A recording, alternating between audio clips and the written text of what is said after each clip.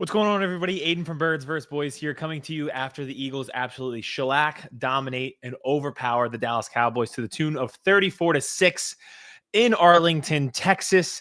It went pretty much exactly how we thought it was going to go. We're going to get into all of it and what was an easy win to put the Eagles in first place at 7-2 with a huge game on deck Thursday night at home against the Commanders, which will be for the division. We'll get into this game first. First and foremost, thank you to everybody who's tuned in over the past few weeks on our lives. We're live on YouTube this way. We're live on TikTok this way. As the comments flow in, we will answer all of them in real time. So we appreciate all the support. Keep it rolling in, and we'll talk this game all together. So let's get into it. There was one way that the Cowboys could win this game, and it was mental mistakes by the Eagles. That's why the first half was frustrating for a while. Jalen Hurts did not play a phenomenal brand of football in the first half. It seemed like he was holding on to the ball for too long. And again, it's similar problems that have plagued this team in the past. Long, elongated plays that take a while to develop with receivers down the field. When that happens, he holds the ball for too long. It creates sacks. It creates turnovers. So that was frustrating when you first saw it. Thank you, Robert, for the comment. So that kind of bothers you as an Eagles fan because you're thinking to yourself, we want to establish the run. We can get the ball out of his hands quickly. We have all of our guys back healthy. All these home run shots that have kind of plagued this team and kind of, sets them up for failure in the past, set them up for failure again today. And that frustrated you in the first half. 5 sacks. They had the 2 turnovers, the red zone interception, and some of the things like we're forgiving it. And I don't really understand why. For instance, in that red zone interception, they say, well, let's start here. One, probably run the ball on first down to Saquon Barkley. If not, okay, I understand passing it there and being aggressive. And it looks like they had a shot to the end zone and actually looked like Grant Calcaterra was open at the top of the route. They throw it to Dallas Goedert. He doesn't come back to the football, doesn't fight for it. So that's frustrating in itself. And then the Hurts throw, everyone's like, yeah, it was like a touch off. It's like, okay, but if it's constantly a touch off, then it's a bit of a struggle. So that was frustrating in itself. And it was just like a microcosm of the half where it's like, yeah, but we're just making this harder than it needs to be. So that was kind of the half itself where it was 7-6 for a while. The defense was doing their job. They forced a red zone interception or red zone turnover on their own. I can't even say that they forced a turnover when Cooper Rush just dropped the ball and it was a fumble for our team. So all in all, the Cowboys were a brutal watch. Some of it you can attribute to our defense. Some of it you can attribute to them being a truly terrible team. They turned the ball over 5 times and just put up 6 points total. So they had almost as many points as they did turnovers today. It was bad. Who should I do for my Madden rebuild? The Cowboys. They were terrible. The sun played a huge factor in the mistakes in the first half. I love that comment. I want to get into that because it's a problem that I cannot believe exists. Go Birds, go Birds. Appreciate it. Thanks for chiming in. The Eagles are now 7-2 and in first place. So yeah, that first half from Jalen Hurts kind of felt a little inexcusable for a while.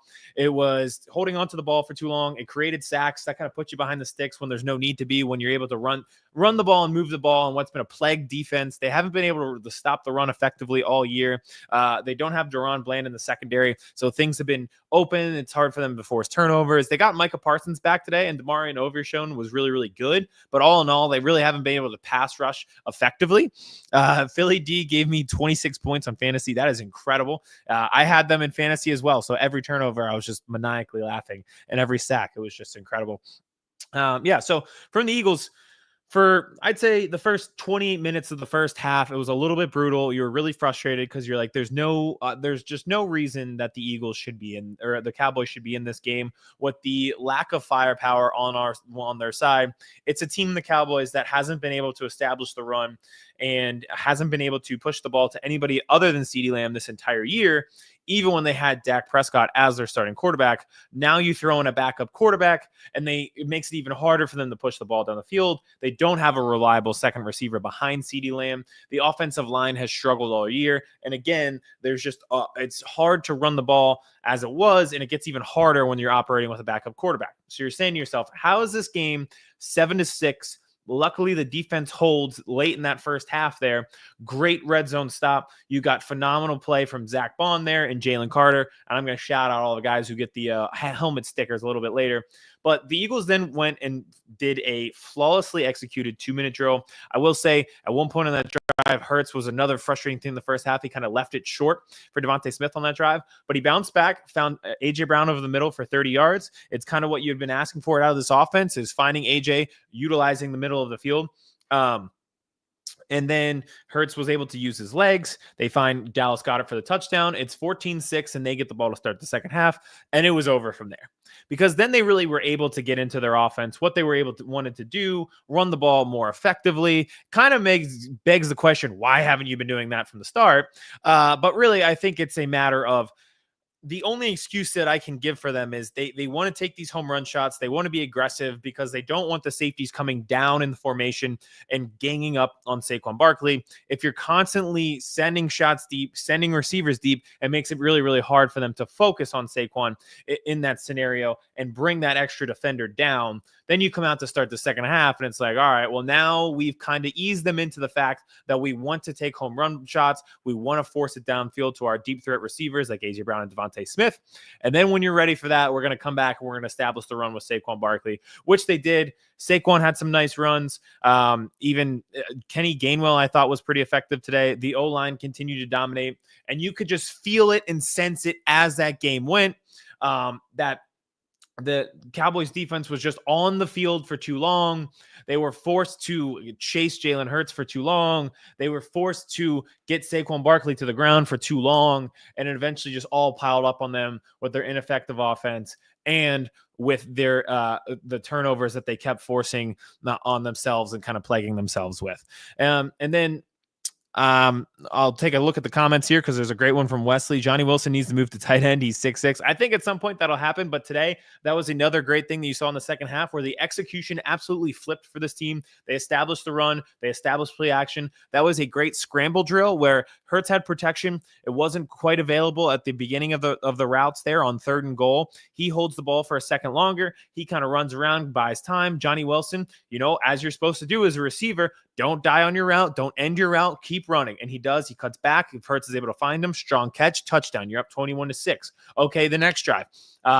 In between there, Cooper DeJean, another great young guy. He has the punt return that gets you to the 40, puts you in good field position. Now, you come out, it's 21-6. You've established the run with Saquon Barkley. Everybody in that stadium, especially on the Dallas side of the field, thinks you're about to establish the run, burn some clock because you're up 2 possessions. Well, what they do, and if you watch the Eagles, they do this quite often. They flip play action and they take their deep shot right there. They did it against the Packers earlier in the season, coming out of the second half against the Packers in Brazil. That was effective to A.J. Brown. That was a 70-yard touchdown. They hit it for 40 yards today. That sets you up in Cowboys red zone again. So you score the next touchdown, and it flips 28-6. So they planned that perfectly, and it was great execution. And then from there, it's 28-6. And a pass rush that was maligned earlier in the season is now able to just tee off. And it's perfect because that's what you want to do against inferior opponents is run up that score and then allow your pass rush to get to the quarterback. They're going to be in passing situations. They're forced to throw the ball. It's a team that can't force the ball deep because they don't have anybody that has top speed, and they don't have any receivers that are dynamic aside from CeeDee Lamb. So they can't really force it down the field. They have to. It allows your defensive line to pin their ears back, which they did, and they did effectively. So it was great. Let's take some comments here today. Looking forward to Thursday night. This game will be awesome. I think we're getting 2 great back-to-back Thursday night games between the Bengals and Ravens, which was an absolute shootout again on Thursday, and now Eagles Commanders for the division on the line. Great win. I appreciate that. Hurts looks like old Hurts, not good. O-line had a rough day. D killed it. It's funny when I see comments that are like Hurts look like old Hurts, because that could be a good or a bad thing. If we're talking 2022 Hurts, that's a good thing. If we're talking 2023 Hurts, it's a bad thing. And you kind of got a little bit of both today. In the first quarter, he's holding on to the ball for too long. You're frustrated with, these long developing plays when you're like, listen, run the ball with Saquon. Get the ball out of his hands. You established the tight end recently with Grant Calcaterra out there, even though he's a backup. Get the ball over the middle of the field. They're bringing pressure. But then I think Hurts settled in. I think he had 3 incompletions on the day. He had 40 plus yards rushing. He not only, I don't think the tush push should count as like using your legs, but he did use his legs effectively in other situations. So I thought he was pretty good. If we were talking fantasy, we're getting some fantasy comments here too. Tank or Puka, I would go with Puka Nacua there on Monday Night Football. Tank Dell has been dealing with the back injury. And then, I think Puka Nacua was ejected last week, but aside from that, has been really effective since he's back. Is this West Philly? The Eagles are in South Philly. So they've been, we'll have a game there in South Philly against the Commanders on Thursday Night Football. So that'll be really good. So the defense, as somebody pointed out in the comments, fly Eagles fly, baby. We love to see it. Go Birds. We love to see it. Thank you. And I appreciate you, all you guys in the chat. Want to win for us. It's never a bad time to beat the shit out of your rival. Right? Like it doesn't matter. I have a list of people that are written down on the defense. It could be genuinely all 11 starters on defense, plus then some. Like there's some guys I want to get into that we don't talk about too often that even they played well today. So I know that Cowboys fans are kind of despondent about their team. They should be. I genuinely believe though, like there's no bad time to handle business against your rival. So it's really good. I'll turn this light off. But to the defense, I think that was one of the best defensive performances because of the contributions and where you got them from. You're getting them from guys that maybe you wouldn't have expected at the beginning of the year. So like we were worried about the linebacker position, and totally understandable given what we went through last year and really for the majority of our lives. Y'all played one of the sorriest teams in the NFL. They were truly sorry. Like that team was terrible.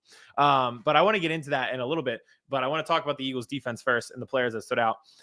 The linebacker play continues to just amaze me because I'm not used to seeing it. It's like the people in Salem seeing witches for the first time. That's what I feel like when I see one of our linebackers able to cover running backs and tight ends, cover them the flat, make sound tackles, not allow plays that should go for 1 yard, turn into gains of 12 because of missed tackles, force plays, force turnovers. Zach Bond is everywhere. He had 2 more forced fumbles today. He had 1 in the red zone on Zeke Elliott. I did think he got the credit for it. I thought Chauncey Gardner-Johnson got there first. Regardless, Zach Bond is always around the play. So I'm happy to give him credit for always being there. He had one later in the game. He had multiple tackles for loss. He is just flying around and is always around the football. It's so important to have a linebacker like that who you can really play all over the field and you know he's going to be sound in tackling and everything like that. So Nakobe Dean also played great, but Zach Bond was just stellar today, forcing multiple turnovers, the amount of tackles for loss he was able to get. I thought he was great. Jalen Carter is one I want to point out because he kind of gets lost with how good he is. He continued to dominate. He had a few tackles for loss himself. He had the batted down ball at the line of scrimmage. He constantly gets pressure. He is turning into the Fletcher Cox heir apparent that we wanted him to be. And we talked about this. We thought like Tyler Smith, Zach Martin, like Tyler Smith versus Jalen Carter would be the matchup of the future on the lines between these two teams and the Eagles and the Cowboys. Well, Jalen Carter absolutely dominated today. It didn't matter who he lined up in front of. He was really good. And then Cooper DeJean, again, it's not just that he's been able to step up since the bye week and just solid pat down that slot corner position, but also be a factor in the punt return game and in special teams as well. He was great again. His athleticism is always on full display in this defense and in the special teams as the punt returner. His punt return up set up one of the touchdowns for the Eagles there early in the second half, which allowed the route to be put on because you were constantly flipping the field on a bad offense. So he was good again. I don't even need to go into the Quinyon Mitchell thing. We know it, so I'll save it this week. We'll come back to it next week if he shuts down Terry McLaurin, but Quinyon Mitchell already feels like a veteran to me. And then even guys that we have been critical of played well today. Number one being Bryce Huff. And I think he's kind of settled into what his role should be. And it has allowed this defense to find their footing as well. What do I mean by that? Well, here's the thing. His snaps have been cut dramatically. You don't see him much on first and second downs. You're really predominantly seeing him on third situations where you're rushing the passer. And going into the season, that's what we expected him to be, a guy who could get after the quarterback and rush the passer effectively.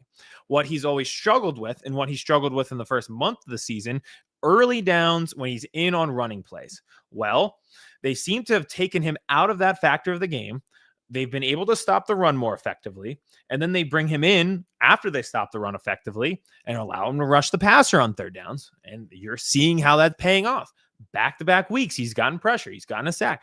And he had the forced fumble today, getting pressure on the quarterback on a 3rd and 12 situation. That is the role that you're probably going to expect from him going forward. He's not going to get a lot of snaps, but at least you're finding a role for him. He does feel one-trick pony-ish, which admittedly, I would not love to give up a large contract to a one-trick pony who can only play on third downs, but it does feel like that defensive line has found their footing in a way that they can establish themselves and both getting pressure on the quarterback and not allowing teams to run the ball. In the first half, the Cowboys had 1.7 yards per play. What's that tell you? They're not able to run the ball and establish the line of scrimmage on early downs. That means you're constantly in third longs. When it's third long, you're getting after the quarterback. And in the absence of Bryce Huff, whose snaps have been cut, other guys have stepped up. Nolan Smith, you continue to see on the field more and more. Why is that big? Well, you took a first-round pick on him. So him being able to be that 3-down guy and be on the field and stretch the field is really, really important. He had one play in this game. They fling it out into the flat. He is able to get from his defensive end position out to the flat and make the tackle. His speed is clearly a factor. You don't have that very often in a defensive end where he can get out there like that. So that was a really, really good job by him. And that is why that snap count for him continues to increase as Bryce Huff goes down. You saw Jalix Hunt today, another rookie. Which, again, this rookie class has the potential to be one of the best in Eagles history with the way that Quignon and Cooper DeJean are trending. But also, if you're going to get contributions from Johnny Wilson and Jalix Hunt, you really start to talk about how good this draft class can be. Well, Jalix Hunt had another batted ball at the line of scrimmage. It looked like he was out there for a lot more plays. They clearly trust some of the interior guys like Mario Jomo and Milton Williams to pair with Jalen Carter. And we know what Jordan Davis is at this point. He's kind of the one-trick pony opposite of Bryce Huff, where Davis is going to be in for the run heavy plays on 1st and 2nd down and then take him out on 3rd down. They'll have Bryce Huff in at defensive end and take Jordan Davis out at defensive tackle in those plays. But everyone seems to be finding their footing on that defensive line, and that has allowed for some solid play over this 5-game win streak. I'm down 14 points and playing Mostert tomorrow, but I have Kyron going tomorrow. Do I win? Yeah, the way Kyron's been going, I think he scored in 9-10 straight games now. I'd feel really confident with him. Quick Goff or Tua and need to outscore Cooper Kupp +7. I would go Tua just because Goff. No, I think I'd go Jared Goff. I've just been so heavy Lions this year that I would absolutely go with it. I've got Rams left on a 7-leg parlay for $11,600. Do I cash out or sweat it? I'm confident in the Rams winning tomorrow, but I don't want to be the guy who tells you to sweat it out and then you lose $11,000. But if they win, give me the 600 and you keep the 11,000. I think we can go with that. Do you think Gibbs gets 15 fantasy points tonight? I do think so. I hope so. I also have Jahmyr Gibbs in fantasy for that sake. I do hope it happens. Back to the Eagles-Cowboys game. We'll kind of wrap everything up here.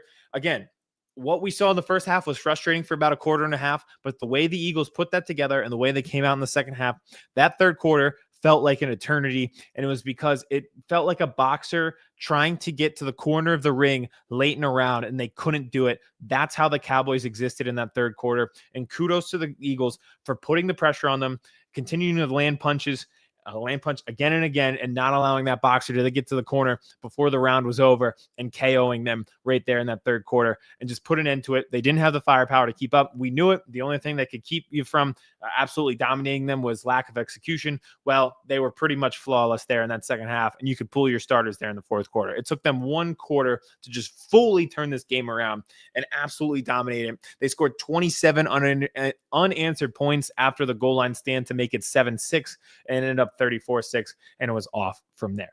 Now, this is a rivalry podcast called Birds vs. Boys.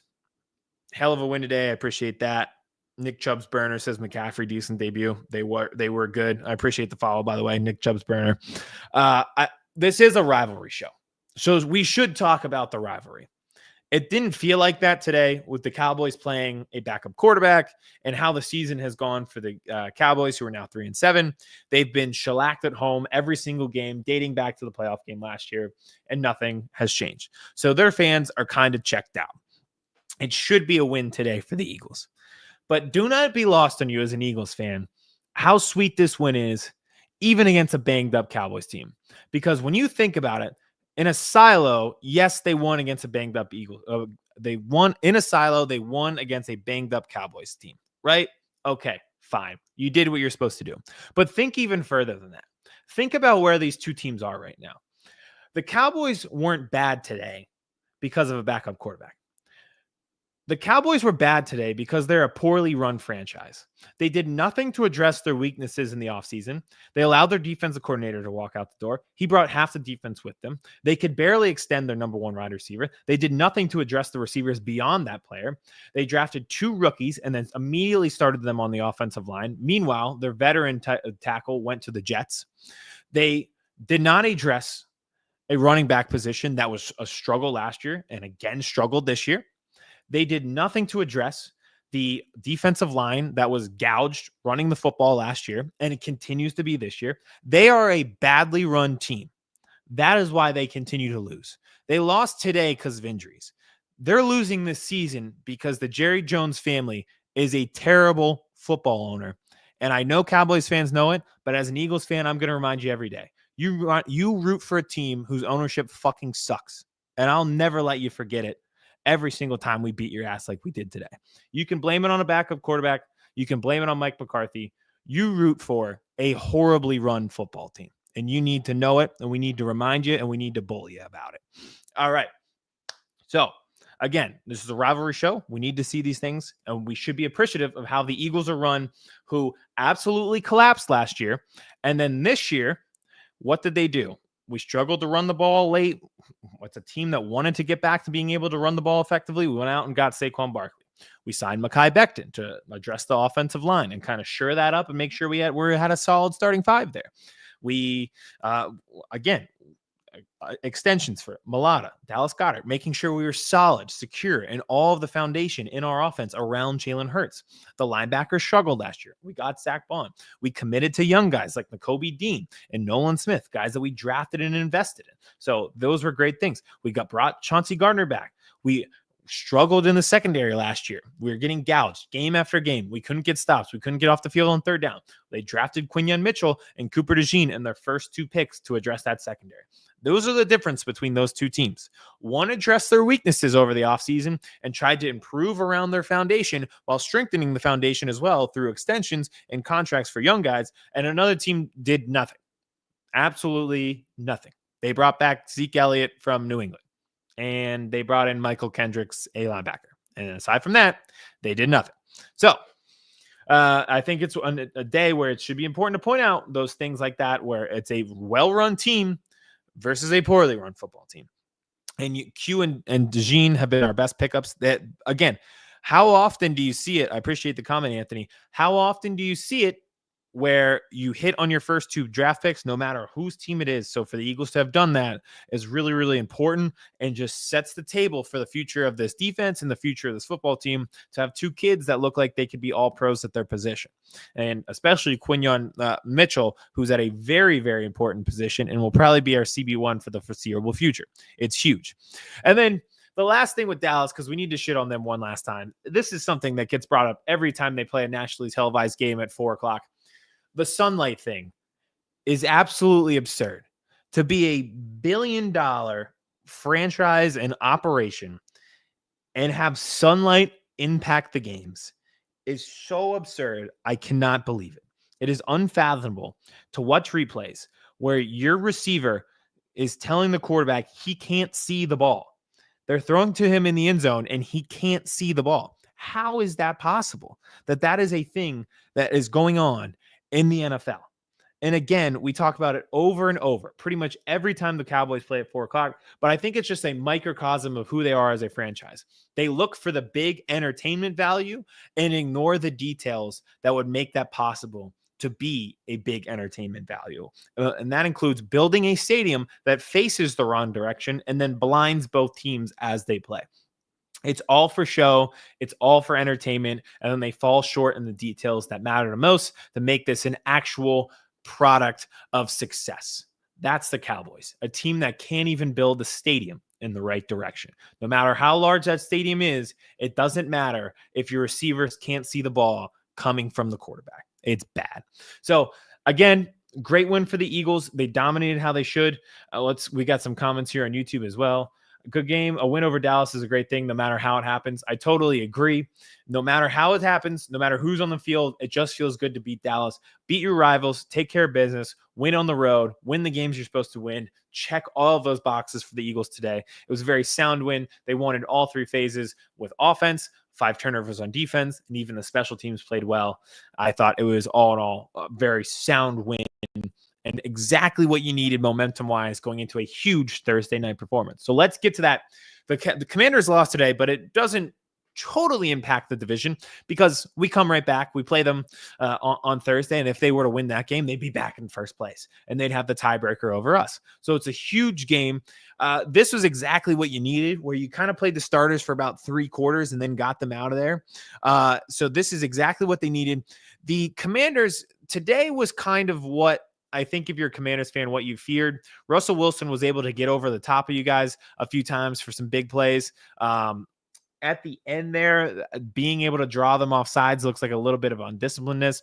At the same time, I think this will be a huge game. I think this tests both secondaries. Jaden Daniels and Terry McLaurin clearly have a phenomenal connection. For the Eagles, they're getting healthier and healthier. I doubt Jordan Mulatto would be back on a short week, but if he is, then you're fully back to health on your offensive line, which would be great. Saquon didn't touch a ton today. And again, they rested the starters. They really only played 3 quarters. So, it just feels like we're in the right spot where we need to be. Again, I'll say kind of similar to what I said going into this game. It feels like the Eagles are the better team. The window of talent is obviously more narrow, Commanders and Eagles versus Eagles and Cowboys, which felt so wide open. But at the same time, it does still feel like the Eagles are a more talented team. And the only way teams are able to stay in these games is when the Eagles shoot themselves in the foot. So it's about the execution. It's about not turning the ball over. It's about not having penalties on special teams, which is another thing I was a little frustrated with the Eagles today.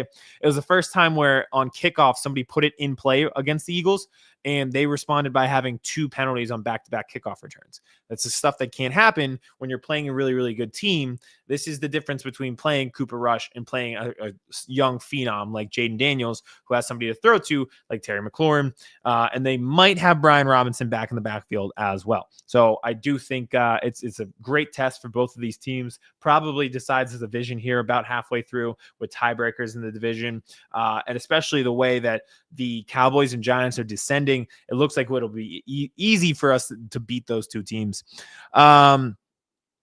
Just checking out some final comments here. You still hating on Coach Nick? I think I've always had the same opinion of Nick Sirianni. I'm probably not his biggest hater in the city by far. I'm probably like in his 98th percentile of who he is as a coach. I think he did what I hoped he would do today, which was take points when they're available. Don't be aggressively stupid. Just be, efficient in everything you do. They were pretty efficient for the last 3 quarters and absolutely dominated the second half. So I was confident in what he did today and hope that continues into Thursday night. We literally find ways to give the other team hope every game. Go Birds still. Appreciate that, Jimmy. Thanks for checking back in. I do feel that way sometimes. I felt that more so with the Jaguars game when they're up 22-0 at halftime. It was kind of the inverse, right? Like we gave them hope early today in the first quarter and then blew them out the last 3 quarters. Last week, absolutely dominated the first half and then came out in the second half and gave them a lot of hope down to making it a 1-possession game when it had no reason to be. So that one was pretty frustrating. But today, I thought they did the exact opposite of that and closed the door, slammed the door exactly when they needed to, which again, hopefully translates to a better Commanders team where you can establish the run in the second half. You got off the field on defense. You force sacks. You force turnovers. It's the type of stuff that you will need against the Commanders team. The Commanders had a fumble and a punt where they muffed earlier today. So they were like back-to-back special teams weird plays for the Commanders and the Steelers today. So you want to win in special teams as well. But yeah, I think it'll be a really, really good game. I'm really excited for it. And I'm excited that we just dominated the Cowboys. This makes you feel good. They were 2-2. we were like, just get to the bye week, get yourself healthy. You're going to play some inferior opponents. And at the time, we didn't think that was going to be the Cowboys. It turned out to be. But at the time, we thought this would be a huge divisional matchup with Dak Prescott, everything like that.